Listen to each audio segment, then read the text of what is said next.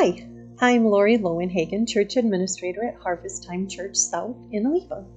Today I come before you to offer you a word of encouragement from Deuteronomy 31. Here we find that Moses and the Israelites are encamped on the side of the Jordan, and Moses is about to pass leadership over to Joshua because Moses isn't allowed to enter the promised land of Canaan. And Moses offers the people a word of encouragement from Deuteronomy 31:6. It says, "Be strong and courageous. Do not be afraid or terrified because of them, for the Lord your God goes with you. He will never leave you nor forsake you."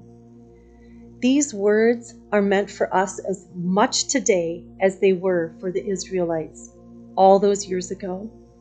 God wants you to know that He will go before you. He cares for you, that He will make a way where there seems to be no way, that we do not have to be afraid or terrified.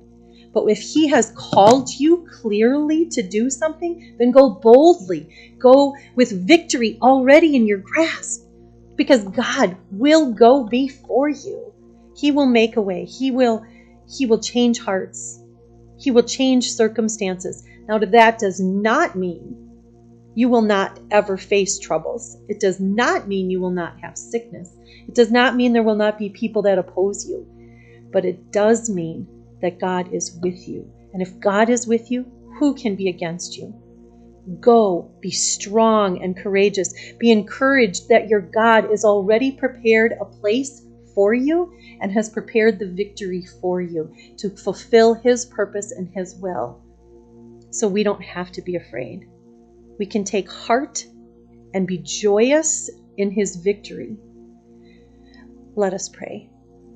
Lord Jesus, we ask that you come and you still our hearts, you strengthen our minds, Lord God, that you have called us, you've created us for a purpose. And Lord God, we know that you are here with us. Your Holy Spirit grants us power and authority. And we thank you, Lord, that you are making a way where there seems to be no way.